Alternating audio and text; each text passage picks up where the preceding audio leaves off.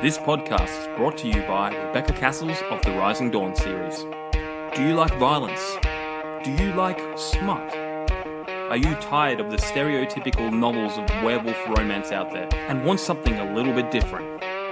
Then pick up Sparked Revolution, Book 1 in the Rising Dawn series by Rebecca Cassells. Available on Amazon, in Kindle and paperback. You too can become a sponsor of Stories, the True and the Fictional by heading on over to buymeacoffee.com/STTATF or follow the link in the show notes. Hello guys and welcome to Stories, the True and the Fictional. That's right, Stories, the True and the Fictional. We have cancelled the story chat episodes and we're sinking it into the Stories, the True and the Fictional kind of area just to make things less complicated, because we do have a comic book show, which you should check out, and we do have an author-ish kind of show that you're just about to find out about now. But you heard the excerpt at the start. We are sponsored by Rebecca Cassells, but we just picked up another sponsor today, didn't we, Ryan? Yeah, we're reigning in the money at the moment. It's just like we can't. I just I've upgraded my wheelchair to the Rolls Royce model. It's now powered by Rolls Royce / Lamborghini. It's amazing. I'm very happy. Got some hydraulics in there, Ryan. Oh, damn right. You damn right I do. Yeah. I do. So, yeah, yes. Great to hear. All thanks to Martin Kearns. Thank you, Martin Kearns, for being our next sponsor. What a guy. He is. He's been on the podcast many a times. Yes, three times. 3 times. Yeah, and our special Christmas episode with Chris as well. That was cool. Yes, that's correct. But all Martin's information will be in the show notes, so check it out. Mm-hmm. He's a great writer from New York. Yep. An American. Did I get your accent right there? He doesn't sound like a New Yorker. He's like, every time we talk to him, he's actually nice and polite. And there's no, hey, what are you doing here? Get out of here. There's none of that. I think he's a lovely boy. And correct me if I'm wrong, Martin, if you're listening. It's probably because he's from upstate New York. He's from upstate New York. He's not from New York City. He's from the suburbs, the nice areas. Because I follow him. I follow him on Instagram, and he's always got nice shots of trees and leaves falling. And he's not in the heart. Not to go off the rails too much here, but the comic book, the Ninja Turtle comic book, where the turtles leave the city and they go to Northampton. Yes. He's probably there. He's probably in the farm somewhere. But we're not here to talk about. I'm actually gonna.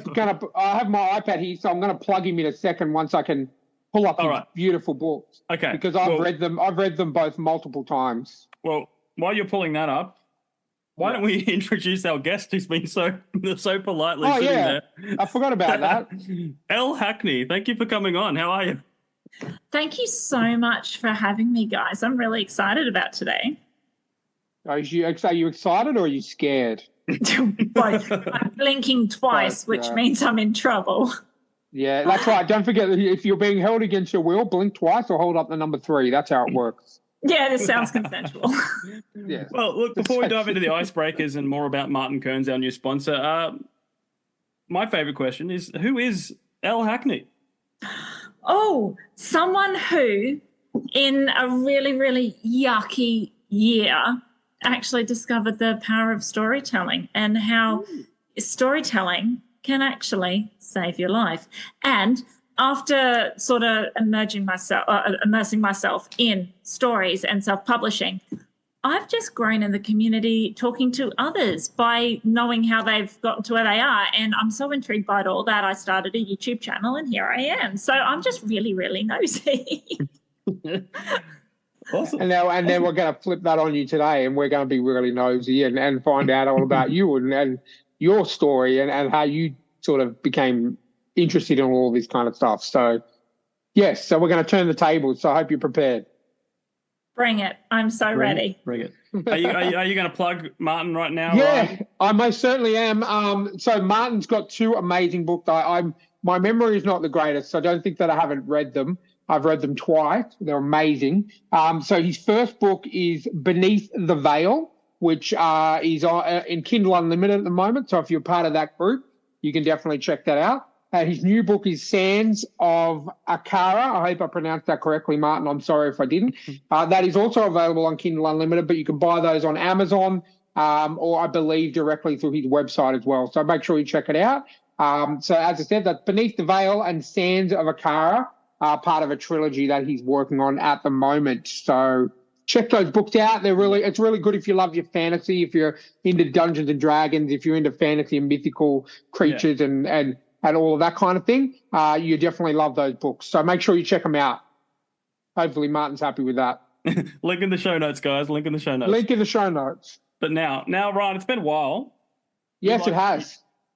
You like certain icebreakers. So do you want to start, or you want me to start, or?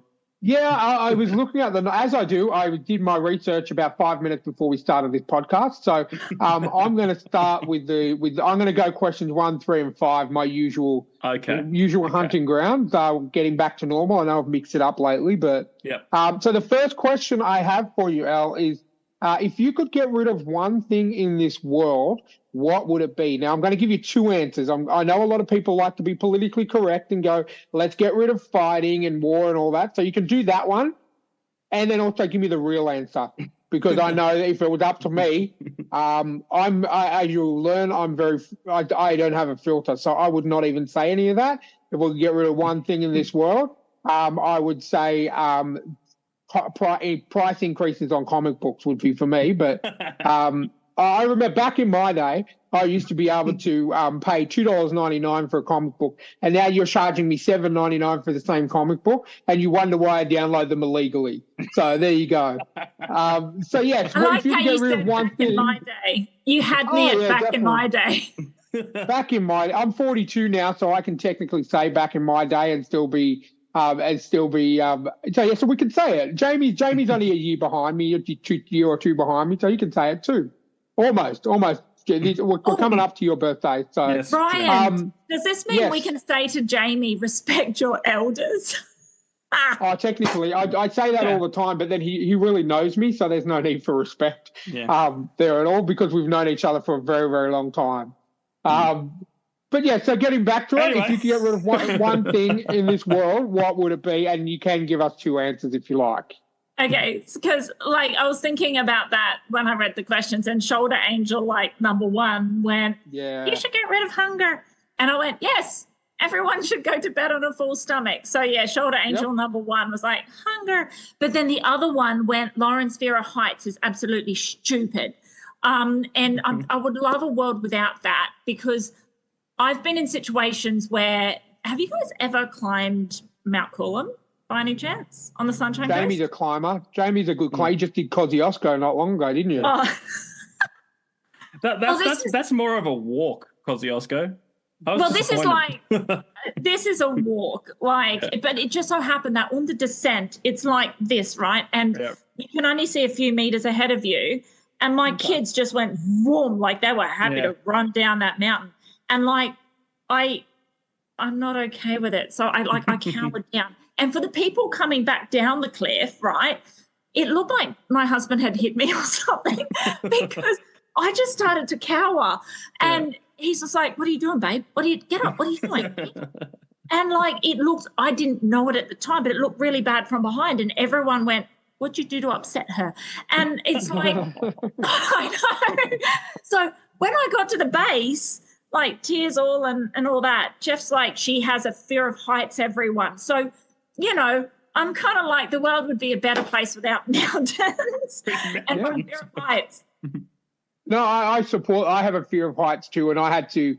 I've never done any climbing or anything, but me and my dad went to New Zealand, and he forced me to go to the Sky Tower in Auckland, which is one of the highest points in the country. He made me go outside. I'm happy that I did go outside, but I will fully admit that I was clinging onto the bars like there was no tomorrow. But I felt like I'd kind of conquered a little bit of that fear by going out. Whereas my dad just out there hanging off the side taking photos. He's not afraid of anything. So he made me go out there. I went outside, so I'm very happy. I was on the highest viewing point in the Sky Tower in Auckland. So that kind of diminished a little bit of my fear of heights. So I fully believe. You can't fall off the floor, Ryan. No, you can't. Exactly. And you know what? It's funny that we talk about that, because I'm going through that at the moment. I recently, probably about 3 months, had a really bad fall on my prosthetic leg, and I have a fear of falling now, and I'm actually having to work through that with my physiotherapist. So I'm kind of set myself back a little bit because I'm afraid that I'm going to fall every time I stand up. So I completely agree with your getting rid of those kind of fears would make life a hell of a lot better. So I can 100% agree with that. I wouldn't. I like climbing mountains. Yeah, you do every time. Jamie loves climbing mountains. There's one in every group, Ryan. Oh, there is, definitely. For those who like climbing mountains, check out a doco on Disney Plus called Free Solo. No. Swipe left. Alex Honnold. Yeah. No, that's a great story. Do you know the one I'm talking about? Yeah, my kids made me watch it. My dad's the same. Like, I got him the book instead of making him watch the doco because he'd be like freaking out. It's impressive. Anyway, what's something on your bucket list? Oh, I'm glad you like this one. No, because I more have it's not like a bucket list. It's more like a skip list. So the day I turned 30, I actually started my 40 things to do before 40, and I got so conditioned for trying new things that I ended up doing 45 things by my 40th birthday. So I am now doing 50 before 50. And when people say, what's on your bucket list, I'm kind of like, right, once you really start writing down what you want to do and you get used to doing new things all the time, it's amazing what comes onto that list. So I've done some weird shit. Guys, what's on your bucket list? I don't really have one. I not me. I kind of thought like Kosciuszko was sort of, and then it kind of like was so underwhelming. Look, the view was great, but yeah, I just spent a week in Halls Gap out in the Grampians climbing mountains, and then Kosciuszko was you take a chairlift up, and then you walk kind of uphill-ish for 6 kilometers, and then you're there. You know, it was just like. You were just disappointed that the highest restaurant in there was closed. Oh, there's that, yeah. But there was the highest toilet, which didn't look very sanitary either. No, it looked like a bomb shelter. it pretty much was. But yeah. You're waiting for like the guy from Fallout to walk out of it and say, this is the new life. I'll tell you, I got two things on my bucket list, all right? One is I'm a big wrestling fan, so I absolutely love my pro wrestling. So I want to go to WrestleMania. I want to go to WrestleMania in America once before I die, and I also want to go to Comic-Con in New York City before I die. I know it originated in San Diego, and that's the big SDCC one. But to me, I would like to go to the New York one in the Javits Center because there's so much to do in New York. You know, you've got Times Square right there. You've got Midtown Comics, which is the biggest and most famous comic book shop in the world is actually just down the street. There's so much to do there. I would just absolutely love to go to Comic-Con before I leave this earth. So that's my two things that I really want to do before I pass on. Hey, Ryan, can I overshare for a minute? Sure. That's what we're all about. Do you know John Cena? I do not personally, but yes, I do. I haven't seen him for a long time because you can't see him, but yeah. No, yes, I actually. So when he was getting out of wrestling and then into acting, his movie The Marine was being shot in Brisbane, and I was actually an extra on the set, and I spent like a week with him. Fuck off. Yeah. I'm out. No, That's not fair. If you look at the movie The Marine, and there's an office scene. I've seen it, of course you have. But if you look for this face in the background in the office, in one of the offices, that's me. And like, oh wow, yeah. So and there were other scenes that were cut, but as soon as she said wrestling, I'm like, I need to drop that bomb. Apparently, he's a super nice guy too. Apparently, he's a really nice dude. Oh yeah. He would just sing Green Day with the extras. Nice. Wow. Oh well, that yeah. I have to say we were watching when we were watching WrestleMania the other day. Me and my wife Stephanie.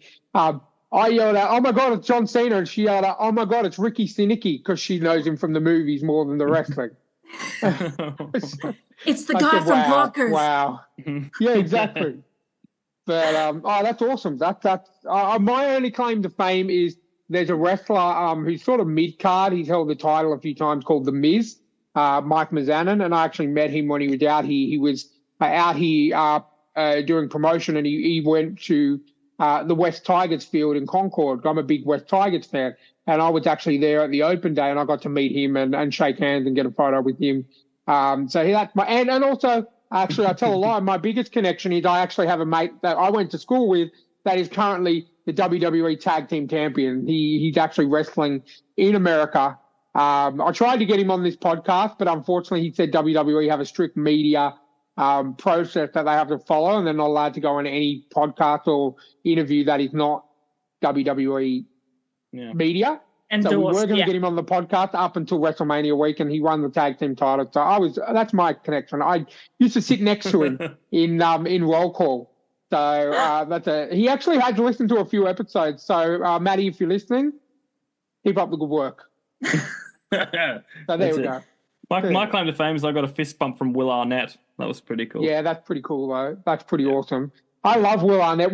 There's not a bad thing that Will Arnett has done, from Job in Arrested Development to Lego Batman to Vernon in Ninja Turtles. He hasn't done a bad thing. I just love his voice too. It's perfect. Yeah. So awesome. See, there we go.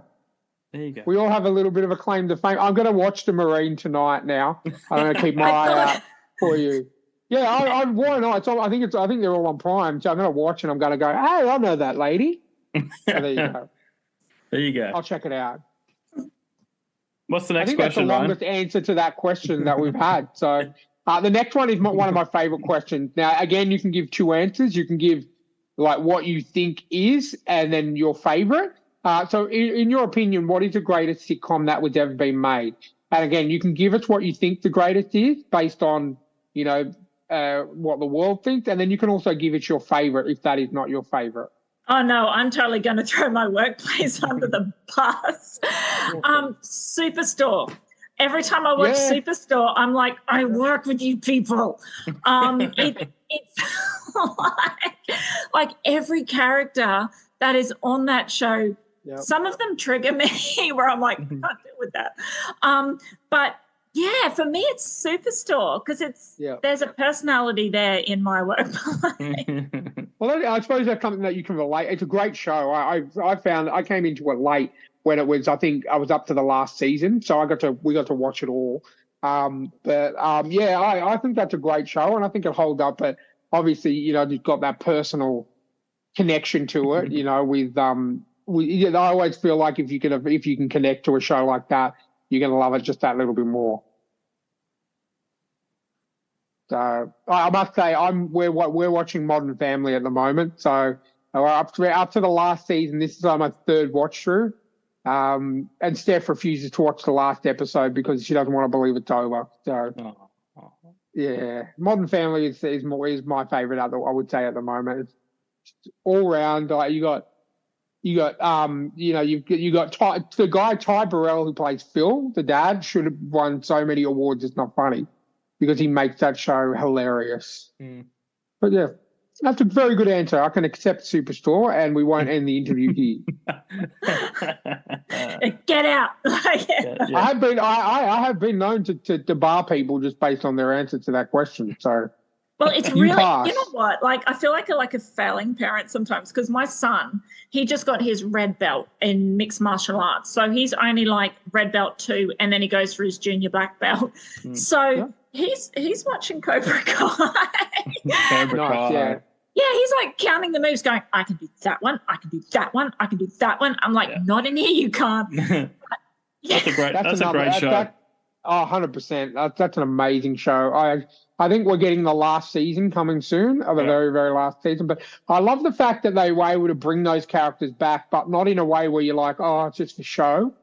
You know what I mean? Like bring back John Kreese and bring back if I forget the name of the bad guy from Karate Kid 3, but bring all these characters back, but also not overdoing it, not going hey, here this is John Creeks, or this is what I mean, like this is Dan, they find a way to do it where it just flows with the story. So that's another good one. I like that.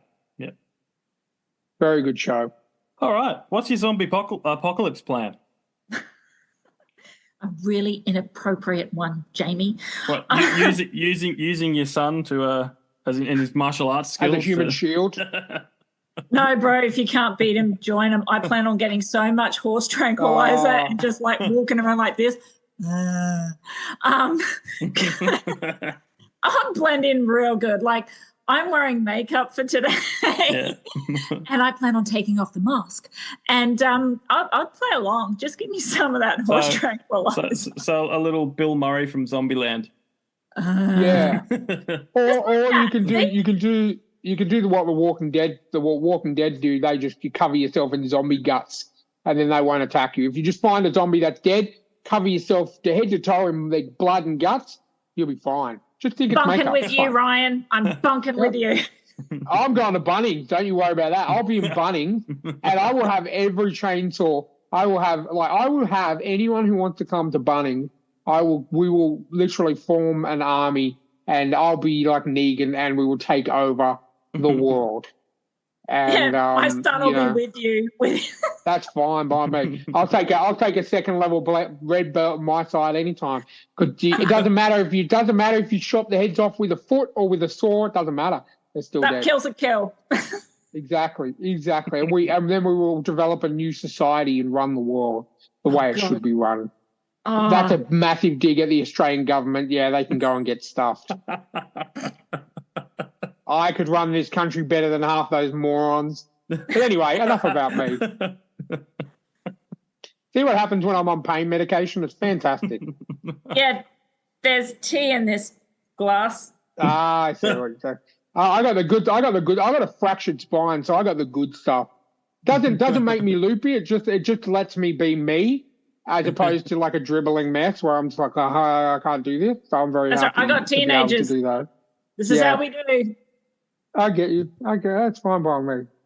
But all right, we're gonna hit you with the last question. Okay, this one's a good one. This is one of my favorites as well, which is why I pick it. So Elon Musk gives you a call and offers you to test drive his new electric time machine. What do you do and where do you go? Now, just to let you know, you do have a button on your arm that you push. It will bring you back to the exact same time as when you left. So there's no butterfly effects, nothing like that. It will bring you back to the exact moment where you left. But what would you do and where would you go? Would you go back? Would you go forwards? What would you like to do if you had that time? Okay, science is not my strong suit, but I wanted to know, are parallel universes part of it? Because,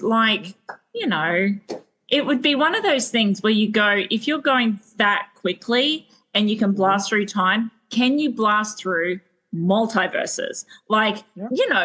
Why just go back to BC and ride a raptor? Do you know what I'm saying? I would like to conquer a world nowhere else has been. Like, if we have to talk in colors, I'm there.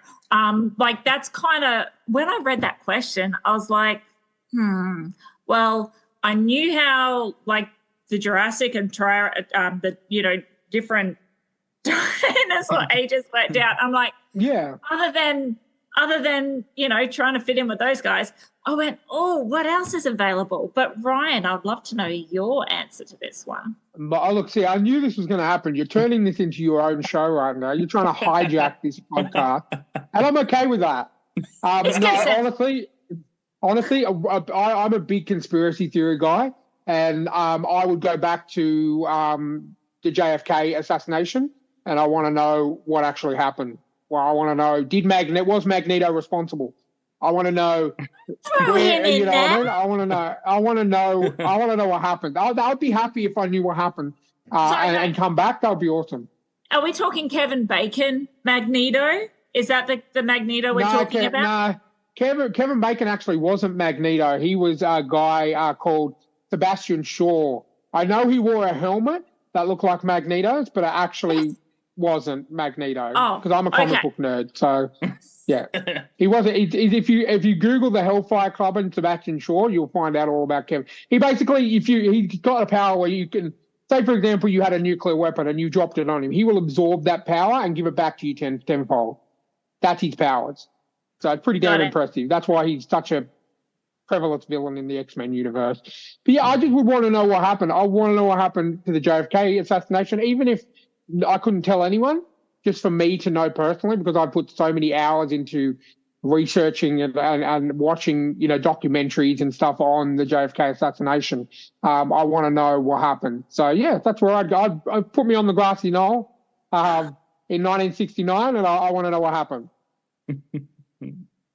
Yeah, just that. I'm nothing special, but I suppose if I couldn't do that, I'd like to go back to 1984 and attend the very first WrestleMania.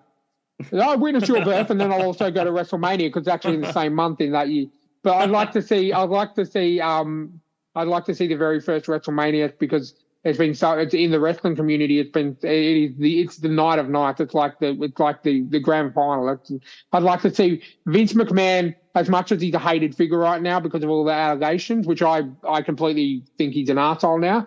But he actually if WrestleMania 1 didn't work, there would be no WWE right now. So he was all in, and I can respect that.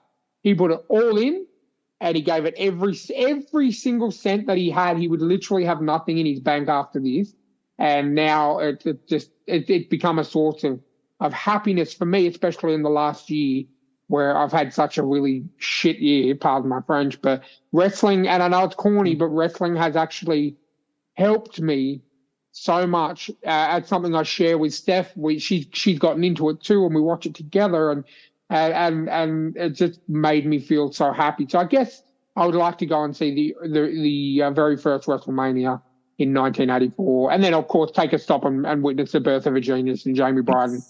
So I am curious, Ryan, if I may, if you could... I told you, taking over. But if you could be a wrestler, what would your character be? If I've already got this planned, don't you worry about that. It'll be a character called Primal Rage, and I would have more like a demonic look, kind of like in the vibe of the Undertaker, but a little bit more full on. I would have like a mask made by some of the guys that make the best horror movies.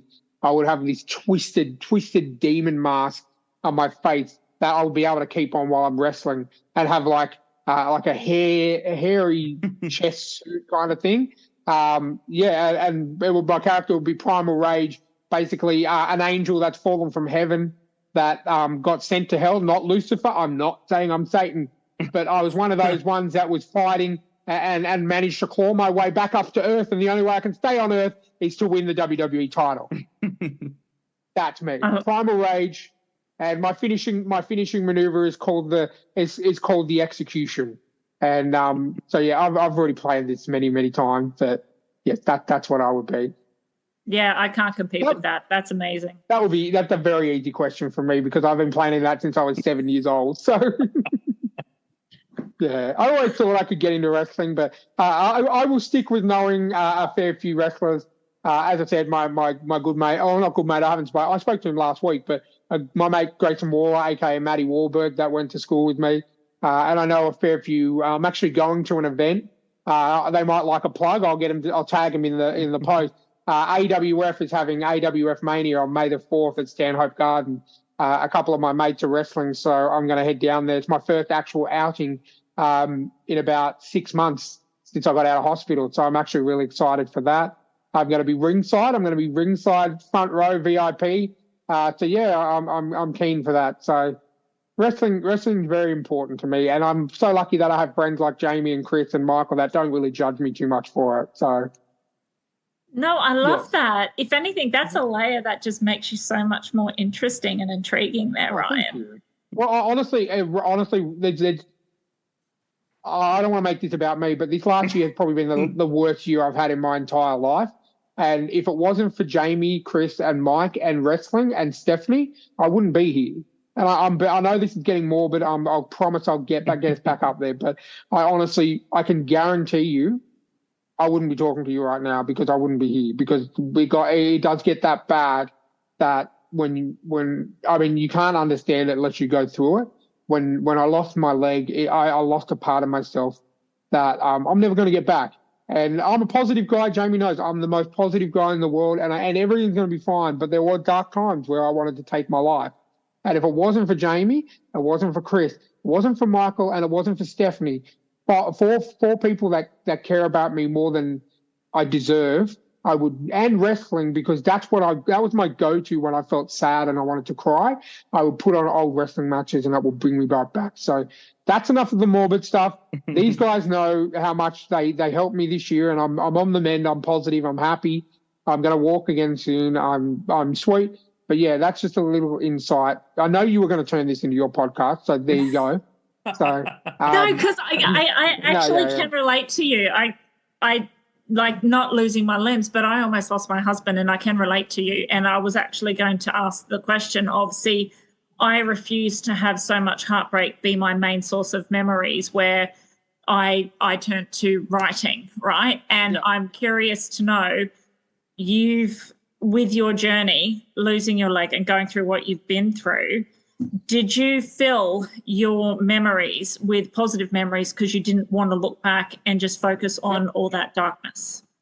100%. I lost my leg in April of last year, so it's almost a year. April 18th. So we're like 7 days off a year since I lost my leg. And it was a sudden thing. I literally I was out the front doing a little bit of work in the garden, and I just went barefoot. And, you don't think it. Jamie, you'll go barefoot outside. You don't think about these kind of things. You're out there. I was just grabbing a few things to put in the bin, tidying a few things up, got a cut on my foot. And I used to be an Uber driver, and I said I did Uber until about midday, which is it's unusual for me. I normally do it all day. And I came home to Steph, and I said, geez, I'm really not feeling well. And that's weird because I never get sick. I literally never get sick.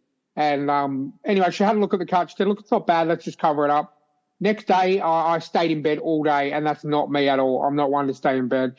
She had a look at the wound. It was getting worse, but this was the Easter long weekend. So we said, okay, cool. We'll go to the doctors on Tuesday, just get some antibiotics. I had some antibiotics here, so I started taking them. The next day, I was in and out, and she looked at it, and it was black. It was gangrenous. An infection got into my blood. And there's only two ways you can really die from an infection: if it gets into your bone or if it gets into your blood. So I went straight to hospital. They said, we need to amputate part of your foot and some of your toes. I said, go for it. They did that surgery. That was unsuccessful. The infection was too bad. And they said, look, Ryan, this was just me. Steph was in the waiting room. They said, Ryan, we need to take your leg or you're going to die. And I said, well, that's no question. Take my leg. And I remember, it's funny. There's a little bit of a funny thing with this. Steph came in and she's like, they're not taking your leg. And I said, Steph, if they don't take my leg, I'm not here in half an hour to an hour. You know what I mean? And she's like, but they can't take your leg. They can't take. And we laugh about it now because she's like, it's so stupid. Because, she's like, I much rather have lost part of my leg and still be here to talk to you guys about it than actually, not be here at all. But, it's been a crazy year, but I've made friends in the amputee community. I've met some of the best social workers, support workers, physiotherapists that work for the public health system that get paid peanuts by our government, and they still care. They don't just show up from 8:30 till 5 and just go, yep, I'm just going to do this. I have a physio that has worked with me for a year named Cameron, and he is the best. He's now a friend of mine. I can text him and just wish him a happy birthday or whatever. He has not given up on me. No matter the amount of sessions I've cancelled because I'm too depressed, or the amount of sessions I've cancelled because I'm in that much pain I can't move, and he's always there pumping me up. The public service nurses especially and physiotherapists they don't get enough recognition. But yeah, look, I filled my journey. I filled that space in my heart that I was depressed initially for about a week. I told Steph, don't come and visit. I wouldn't let these guys come and visit me. Not they all offered, and I said, no, I don't want you to see me in hospital. I don't like people seeing me at my weakest. And so Steph and my dad were the only people that I let come and visit me in hospital.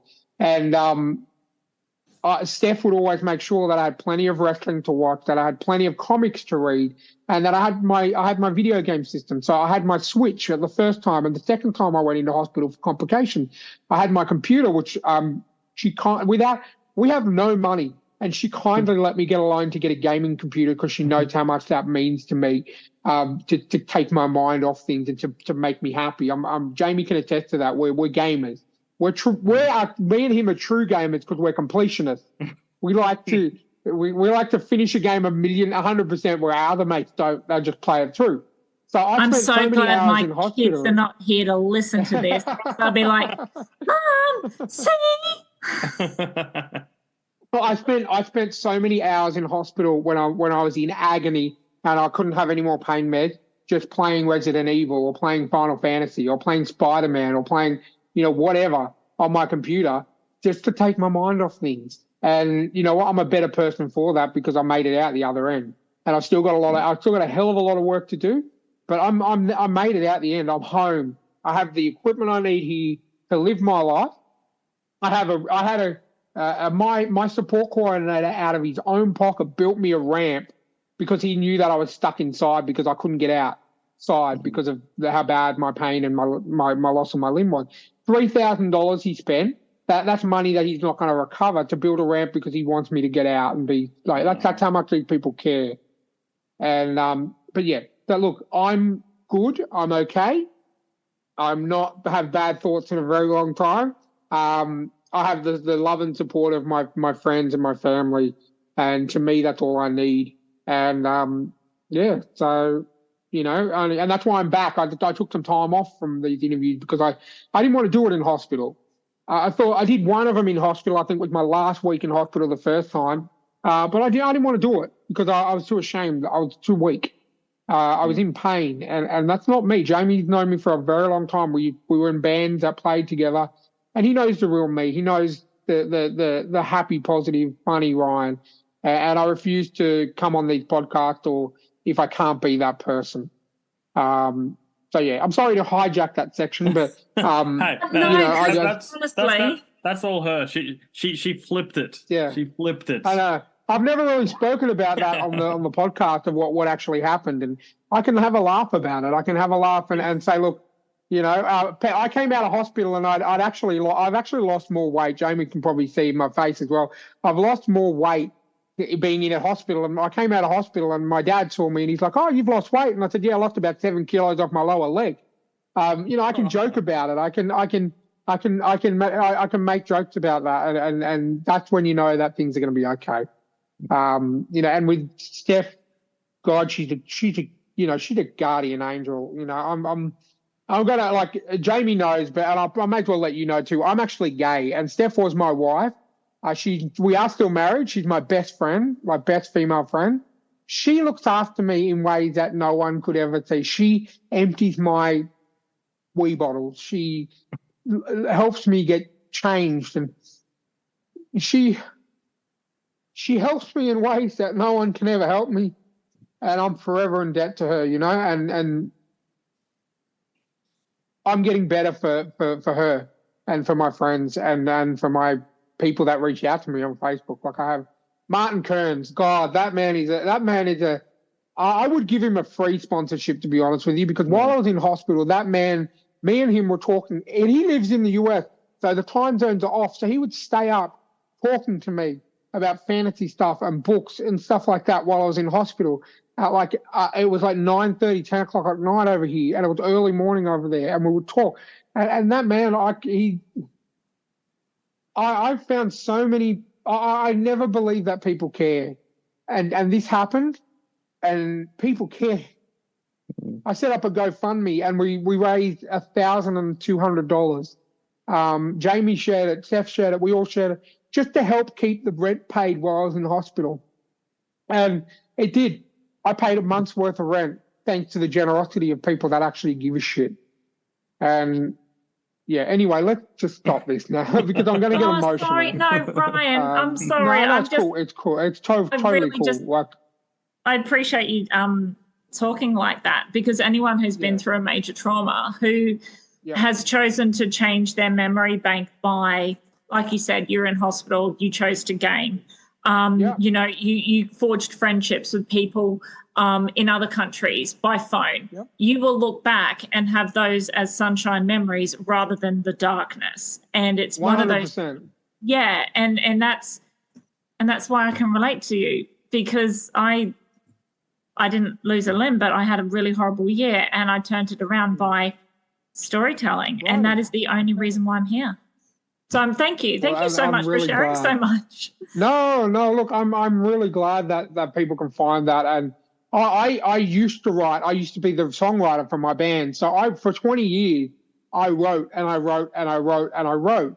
But that was song lyrics, and that was me getting my soul out. So I can't write a book. I've tried so many times. I just can't write. I'm not a long-term writer, you know what I mean? But what I can do is I was rooming with this guy named Michael, who I'm still friends with, and he was unfortunately in a motorbike accident where he lost his whole right leg, and he had really bad scars down his left leg. And they put us together because I was so positive, and he wouldn't go to rehab, he wouldn't go to physio, whatever. I made him go. I said, "Come on, dude, we're going to go down to physio. We're going to go together. We're in the same physio class. We have the same physiotherapist." And he actually told me he's back at work now. He's got his truck. He's a truck driver. He got his truck converted so that he can drive with his prosthetic. He's back at work now, and he messaged me all the time saying he was going to just die in the hospital room. You know, he was going to lay there and he was going to die in the hospital room. And if it wasn't, his brother tells me all the time, if it wasn't from me getting him motivated and showing him what we can do with one leg, I would show him what we can do. I would show him how to get him to a couch with one leg without a prosthetic. I would show him. And he started coming out to the day room and sitting on the couch. And we would talk. We would watch footy. Friday nights, we would watch the football together. We would go out to the day room. A whole group of us amputees in physio. We'd watch the football and laugh. And for that couple of hours, we'd feel normal. And he thanks me all the time. He said, he's back at work. He's building a house. Like he never would be able to do that if it wasn't for our connection. And I said, mate, I didn't do that. You did that. I just made your ass come to physio. And I wasn't taking no for an answer. And I said to him, he was doing stuff on the computer. I said, I'm a very intelligent person on computers and hacking and stuff. I said, I will fuck your shit up, pardon my French, if you don't come to physio. And I didn't mean that. I would never do that. But it got him laughing and down to physio. And now look, he's got a $220,000 leg thanks to insurance, and he's thriving. And I could not be happier for the man. And he sends me messages every day. So, yeah. Ryan, can you not hack my computer? Because you're just going to find lots of cake recipes and you're going to see my son. Cool. I hate to say it. I'm not working at the moment, and I'm doing nothing but, like, I'm at home all the time, except for physio and stuff like that. But I'm finding there's not enough hours in the day, even though I'm not working. And there's just not enough hours in the day to get shit done. So you're safe. I'm not going to hack your computer. I promise. No fingers crossed yet. The only reason I'd hack Jamie's computer is to put myself in a character in your book. That's all. Is that how you turned up in my book? Yeah, that's it, man. That's how I turned up in one of your books, and how the fans love me and they want me in your next two books. But anyway, no. Let's get back on track. One last thing I will say, and I don't mean to stroke his ego, but there was one person who messaged me every day when I was in hospital, and that was Jamie, just to check up on me and see how I was doing. There was a time where I was really short on money, and the man stepped up, and not only did he lend me money, he also donated to my GoFundMe, which I can't wait to pay back when I start working again. But he was always there every time we didn't have enough money for food on our plates. Jamie would help me out because he's that kind of guy, and that means more to me than anything. So thank you, Jamie, for everything. I can't wait, now that I'm not stuck in the house anymore and I've mastered my ramp, I can't wait to physically hang out with you again. It's going to be amazing. It'll be the hydraulics. Oh, 100%. I'm bouncing in there like I'm Ice Cube. You know all about that. In 1932, the Australian Army declared war on 20,000 emus and lost. It's a part of Australian history that not many know about. Maybe that's because history is written by those who win. So if you want to hear the full story of the Great Emu War of 1932, then check out my book, Letters from the Emu War. Read letters, newspaper articles, and journal entries. With every turn of the page, you will gain a deeper understanding of the life and times of emus at war. So head on over to jabryden.com and grab a signed copy today.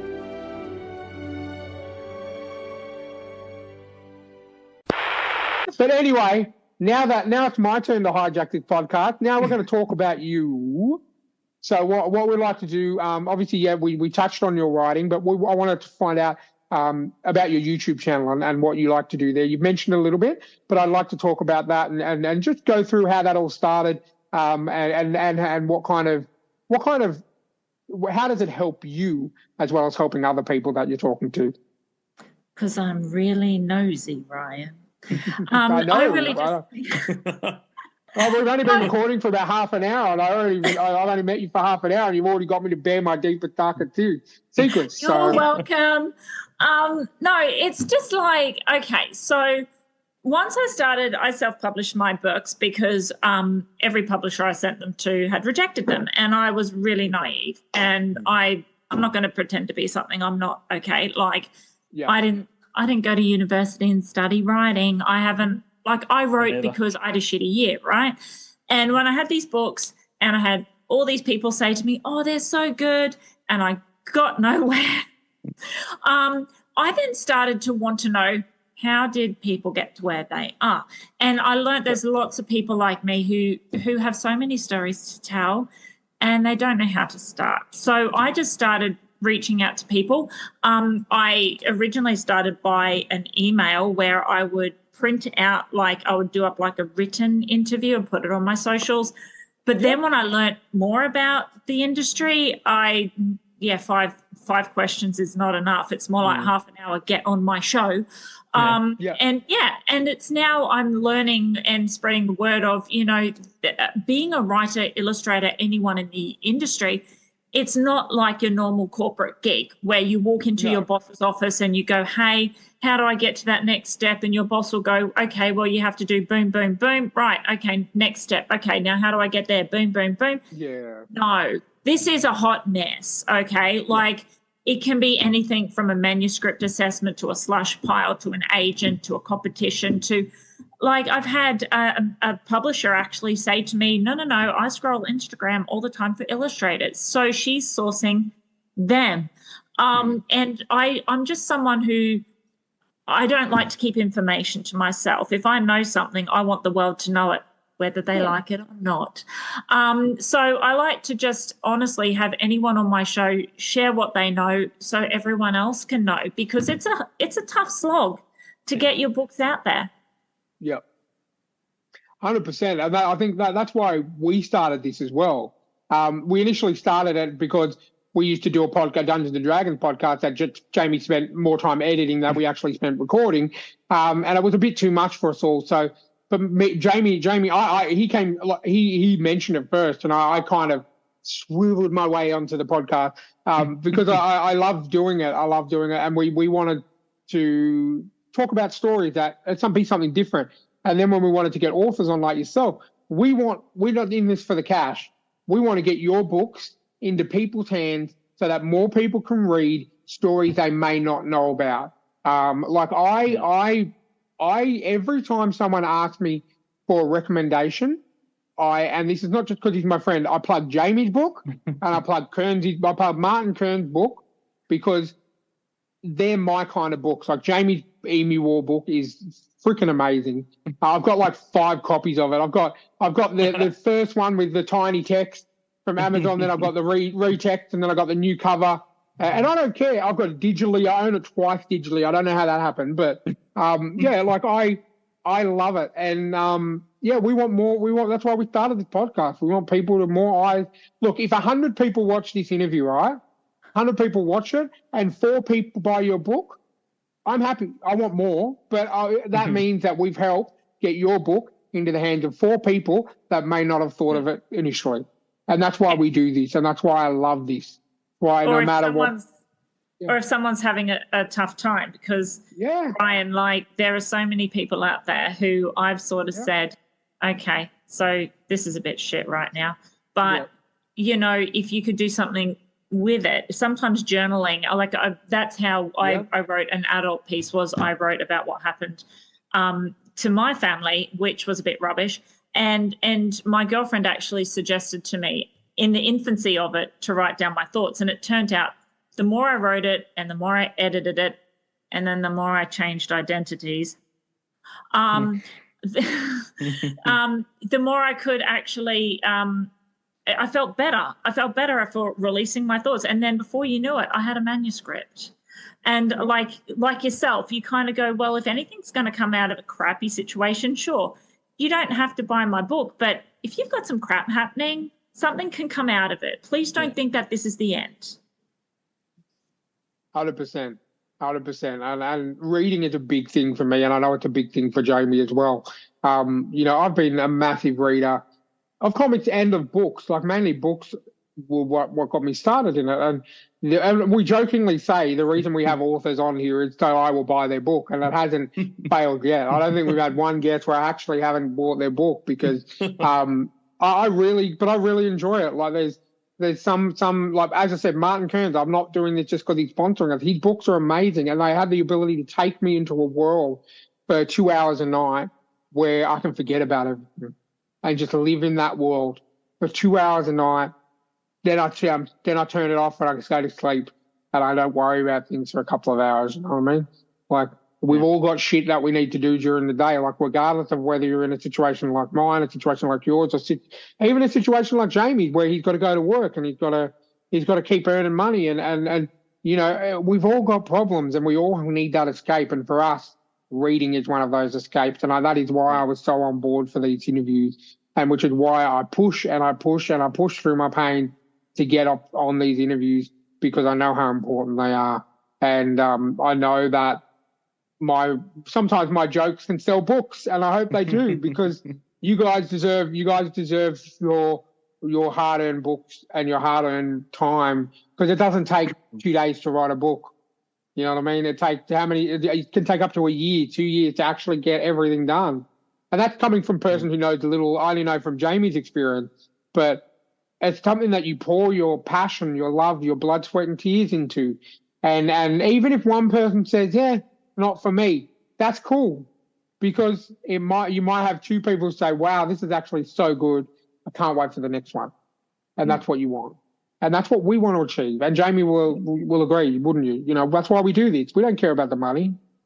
You know, I'm not going to say, if someone offered us 10 grand to do the podcast, I'll take it. I'll take it for sure. But that's not why we're here. We've never been in it to make money. I'm glad we have the sponsors, because it covers our costs so that we can do this for free, and it's not coming out of Jamie's pocket. You know what I mean? We can do this. And as I said, because I'm stuck in the house, this is my only interaction with people, and it makes me very happy. And as I said, I will definitely, and I'll definitely be grabbing your book if it's on Amazon. It's just coincidentally that we interviewing you when I got paid today. So, well, you have two to choose from. There is the book I created with my children. It's actually their bedtime story. So how that came about was I lost my aviation job during COVID. It was really shit. And when you said you didn't have enough money, I understand that, because I suddenly went from a job that earned me this much to that much, and we weren't making it meet. And that would have affected massively, because COVID, I mean, you got to think about the people that it's going to really affect, people like yourself, the aviation industry. You're going from hundreds of flights a day to none. I mean, I couldn't even imagine that. Well, I did last time I went for a job, right? So at the time I was 16 years with the one company. Do you remember back in like 1999? My God. That long ago, if you wanted a job, you would go into your local Serena Rosso or whatever, 100%. And you would sit with someone. Nah, that wasn't the way. So it was rubbish, because I had to pretend to be okay with losing a job, but also going, how do I find a new one? And I can't even leave the house. Yeah. So to like, I thought that was really tough. But then so with that time, I didn't want me sobbing in front of the children to be their only memory. Yeah. So I sat them down at the table of a night time and I said, right, this bedtime story we've been telling for the last 5 years, which we did. Mm-hmm. We told it at camp stories and all this. I said, right, we're going to write it, we're going to illustrate it, and this is what we're going to do together. And it's funny because looking back, my boys with lockdown remember creating our books that have now sold all around the world. That was their memory. They don't really talk about the times I was sobbing all day or the times I felt like a loser or the time I felt like I let my family down. Like that's shit. And then like months later, like Ryan, I can relate. My husband had a life-threatening heart attack and almost didn't come home. So he was only, well, he's had multiple heart attacks. He was born with a crappy heart. We knew because he was 32 when he had his first. He's now, he had a big one when he was 42 that same year of COVID. And just when I thought life was shit, it got shitter. And I put my thoughts pen to paper and I journaled. And it turns out that turned into a manuscript for my adult book, which, so when I look back, so my husband's now 44, when you look at my socials, it's all sunshine and rainbows, but it came from crap.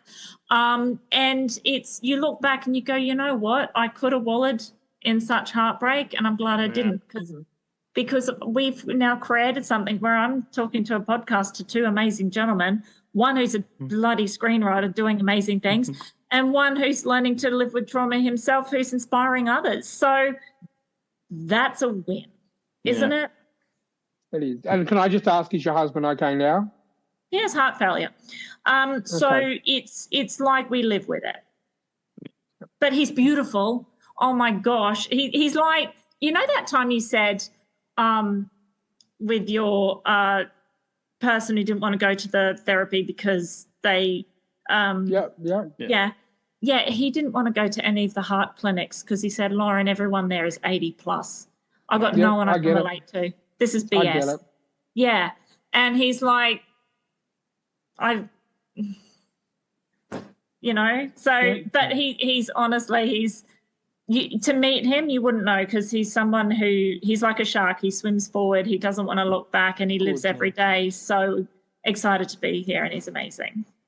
Well, that's absolutely amazing. And if I could offer one piece of advice for him, I went through that as well in terms of a lot of amputees when I was there were older people, diabetes eating away the foot.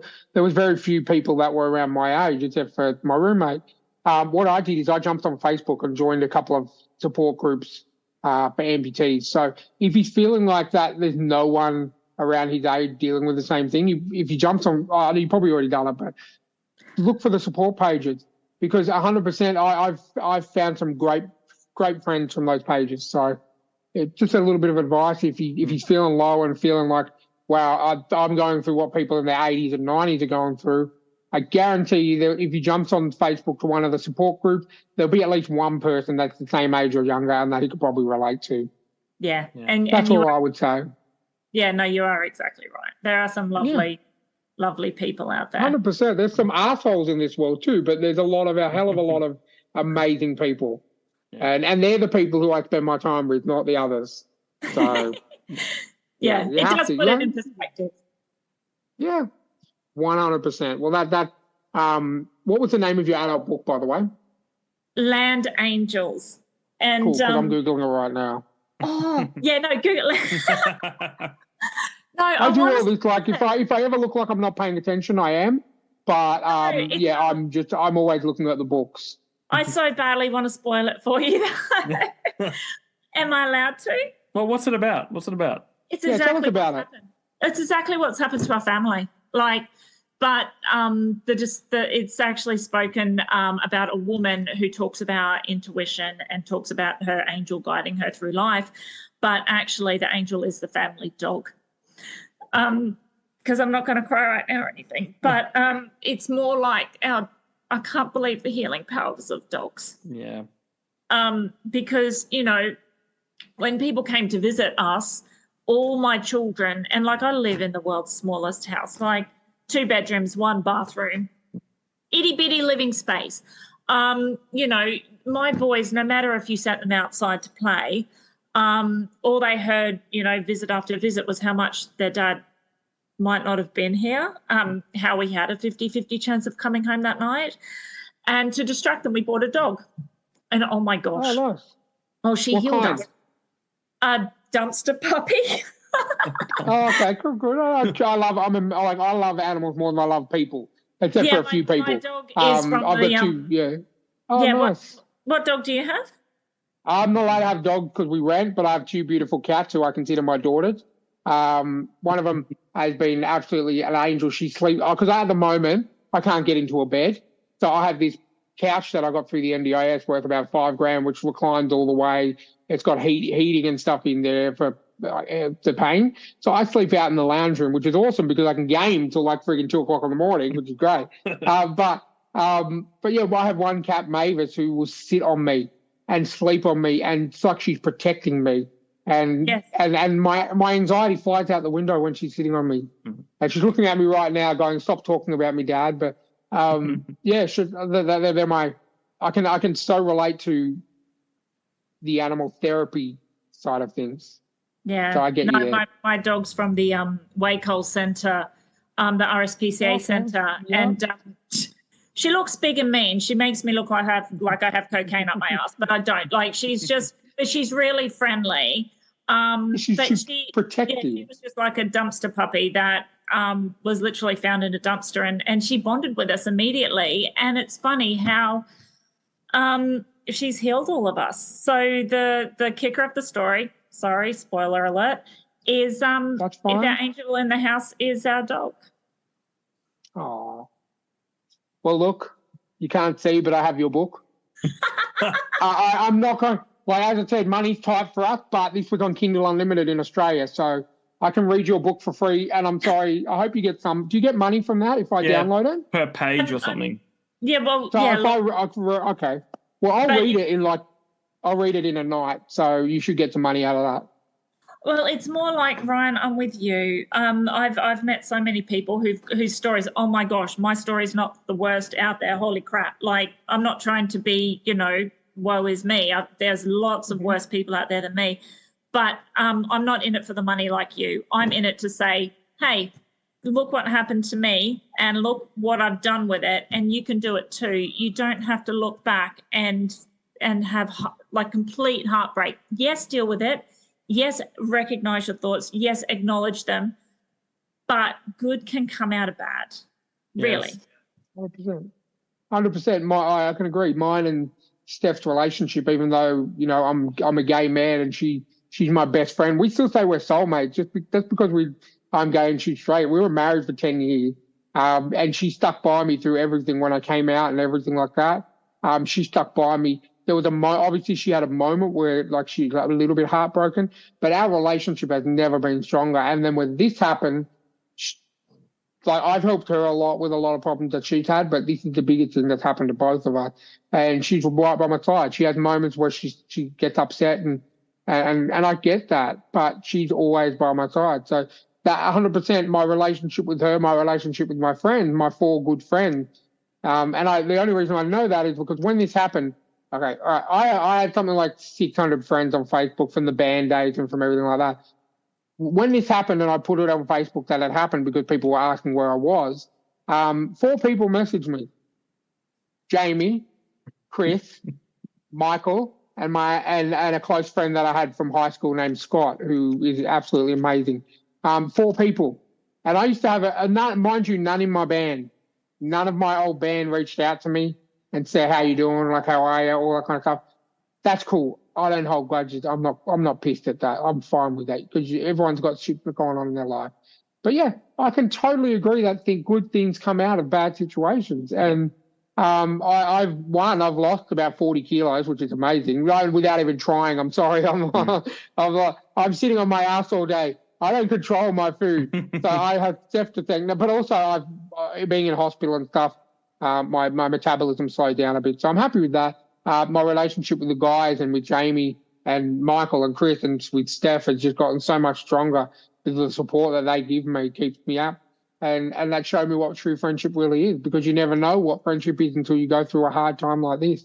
And they could easily have just said, hey, like we have a D&D group that we do monthly, and I had to miss 6 months because I was in hospital, in and out of hospital. But you know what? 2-3 weeks ago, we had a session, picked it up like it was nothing happened. So they could have easily gone on and done something else, found someone else, but they didn't, because they care about me. And that is something good that has come out. The real reason that is too. we But don't have many friends. I was trying to talk you up and make it more emotional and stuff like that. But but still, you know what I mean? It's amazing things can come out of tragedy if you want them to happen. If you're willing to not just sit there and go, I'm going to sit in this chair forever and I'm going to die. If you say, no, I want to live my life, great things will happen. Yeah. Anyway, Ryan has done the most talking in this podcast. I know, I'm sorry. I like it. I thought it's all worked well together. No, it's good. Just tell us a little bit about the lolly shop, because you mentioned it was a family bonding experience. Story kind of thing, what's it about? A lolly shop, I take it? Yeah. Well, okay. So I mean, look, if I had my time over, sure, the title's not great, but it is 100% authentic to myself and my 2 boys. My husband worked night shift for many years, and how I would put them to bed was, because, again, we 2-bedroom house, so they share a room. I'd put their beds together, and when they were about 2 and 4 roughly, I would talk about, now, if you had a magic lolly, what magic, and like they would take turns, what magic would it be, what flavour would it be, what colour would it be, and then what mischief would you do?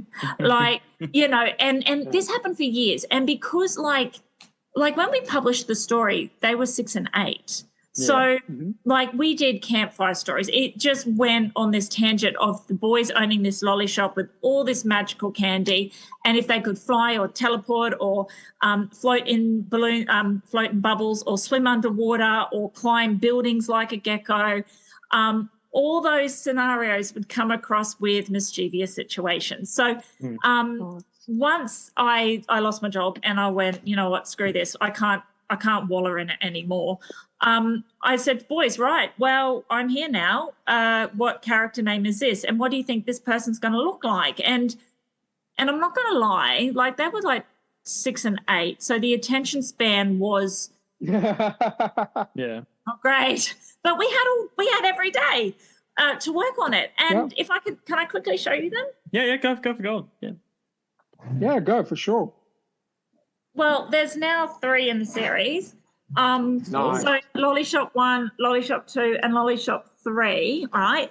But if you have a look, like my children drew these guys, right? Like just so super good. Basic, like they're not Picasso, but I don't give a shit because what if you're buying this book, what you're buying is a mum with 2 boys who put up a storyline, who did something with a really shitty situation, not in it for money or anything like that, but just to promote the value of storytelling. Because if I don't want to know what life would have been like if we didn't have this, because we had this way before COVID shut on the aviation industry.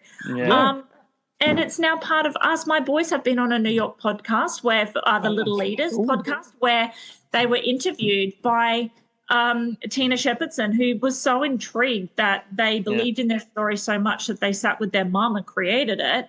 And my boys got a little bit of a kick out of it. We worked at the Charleville Save the Bilby Day, where because one of the characters is a Bilby, we stock the books there. I send them the books for free, and 100% of the book sales goes to the Bilby Foundation. Awesome. It's one of these things where the boys are now so happy it's part of them. Yeah. Wherever it goes from here, it goes. But we're so grateful for it. That's awesome. How old are you boys now? high school and year 5. Well, the reason why I say high school, he acts are they that motivated now that they want to do more in the writing, like in the writing industry? Actually, a screenwriter is working with us to put the Lolly Shop Book 1 into a screenplay. Wow, that's awesome. Wow, that's amazing. Oh, yes, but then I've learned just because you have a screenplay doesn't mean it's option. Yes. No, but it's a step.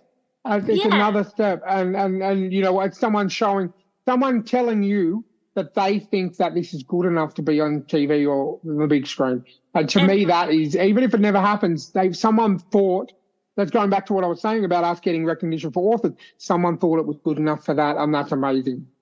And the boys now, so the screenwriter said, yes, boys, you thought about this when you were 6 and 8. You're now 12 and 10, right? Yeah. If you could change anything, what would you change? Because putting it on a screenplay is your chance, isn't it? Yes. Wow. Right? Yeah. So the boys have now gone back to it with their great adult brains, and I've gone, keep it PG. But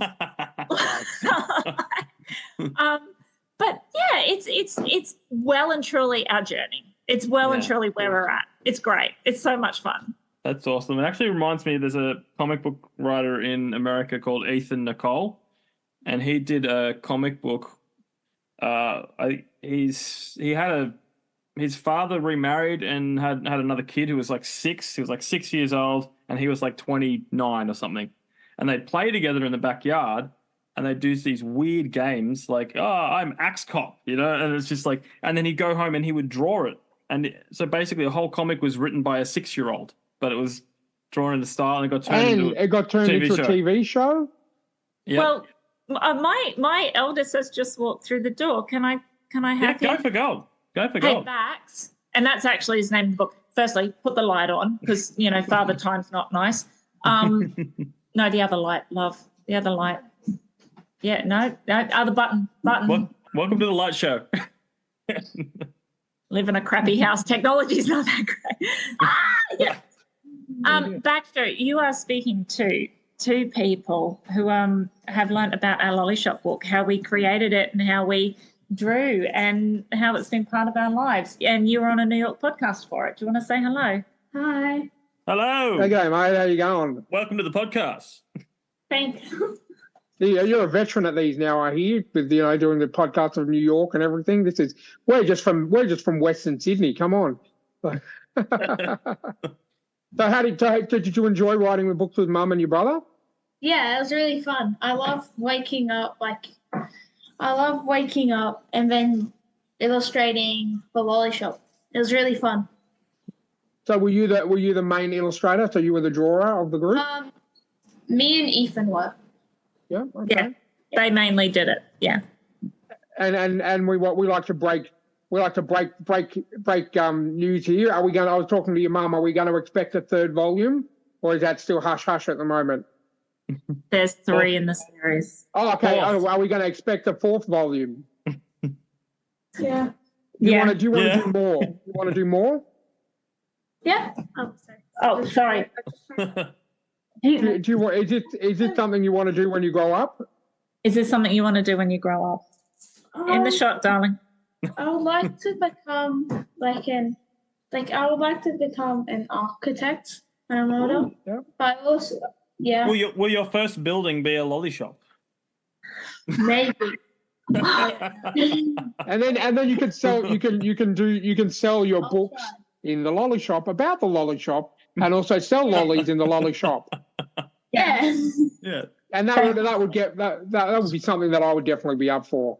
But I hope you keep at it, man, because you're doing a really great job working with your brother and your mum. I heard that you guys have been optioned for a screenplay, which is amazing. Keep it up, man. For such a young age, you've achieved so much already. Just keep going, ride the wave, keep writing, keep having fun. That's what we say, man. Yeah. Thank you.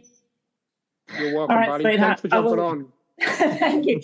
All right. So just please be quiet.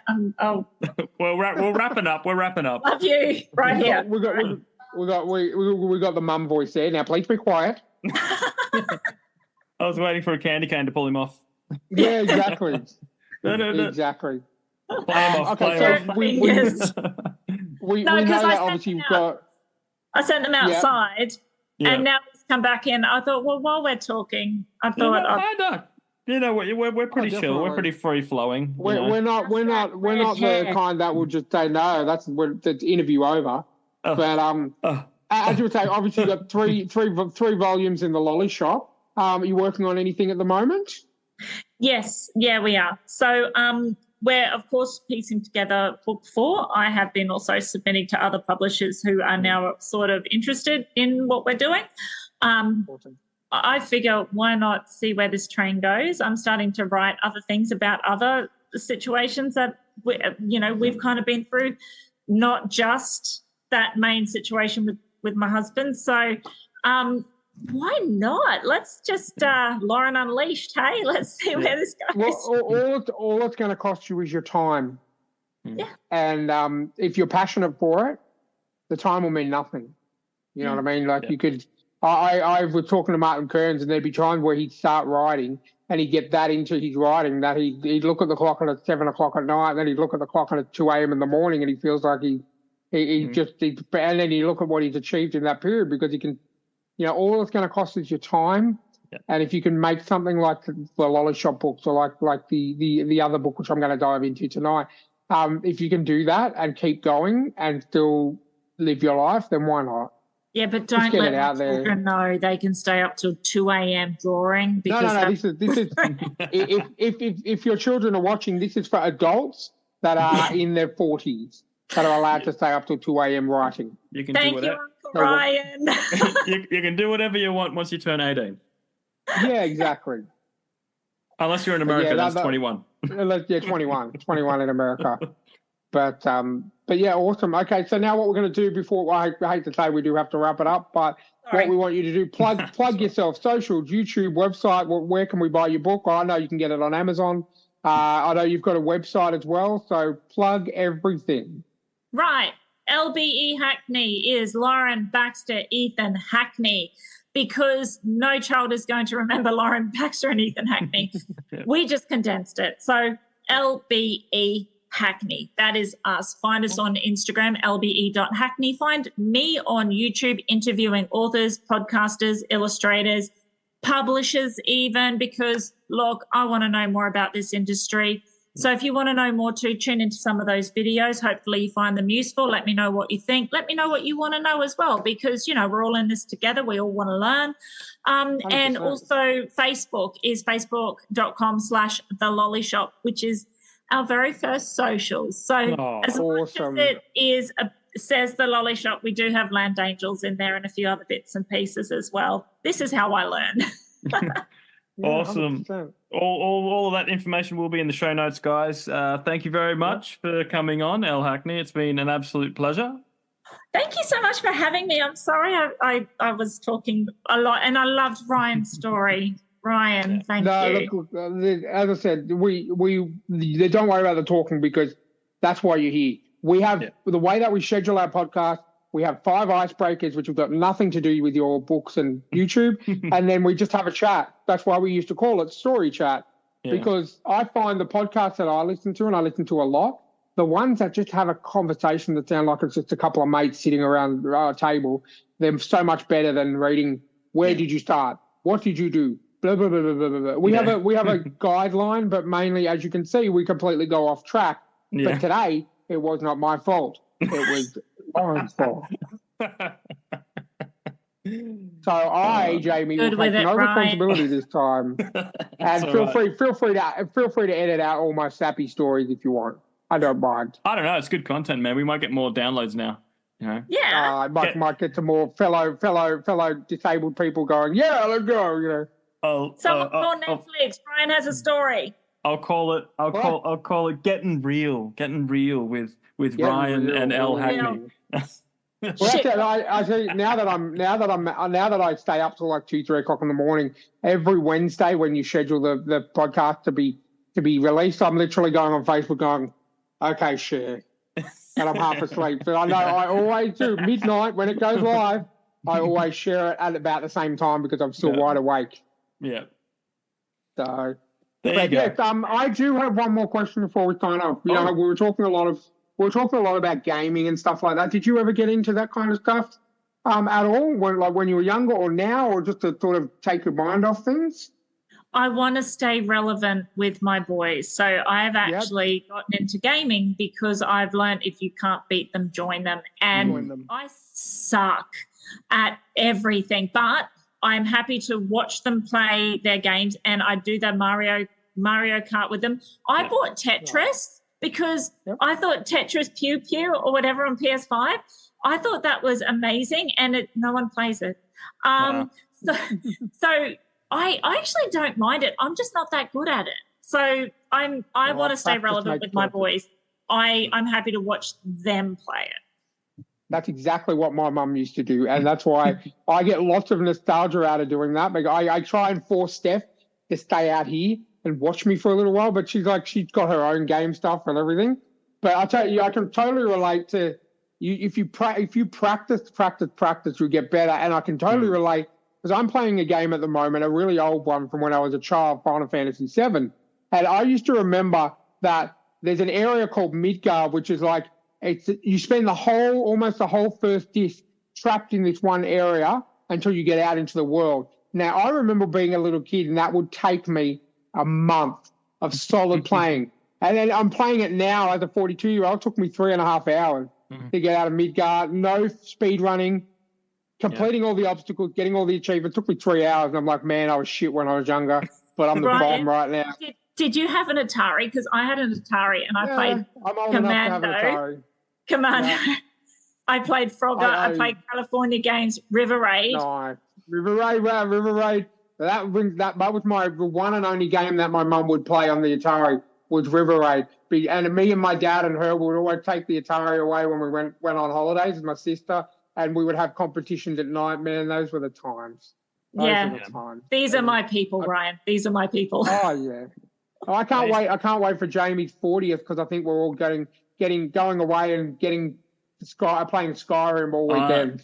I don't know. I really should start thinking about it. It's only 2 months away. But back in 2011, it would have been 2011, a Skyrim game came out, and me, Chris, and another friend, Michael, we got 3 PlayStation. I think it was PlayStations. Yeah, 3 PlayStations, 3 televisions in one room. We all had headset, and we just played Skyrim for 3 days straight. Yeah. And I'm so sorry that I didn't. I knew you back then I knew you back then, but only in the band play. But I would have loved that, man. So that's awesome. It did our heads in, man. We were just like outside going, "What is this?" Yeah. Sunlight. Yeah, we was up. Yeah.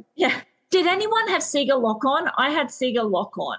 No, I actually did. I had Mega Drive. I had Game Gear. I had a Master System. I'm old enough. So Sega Lock-On was where you wore the special glasses, and it was like laser for the 90s? Oh. No. I don't think I remember that. Dude, it's worth a Google. I had Sega Lock-On. Oh.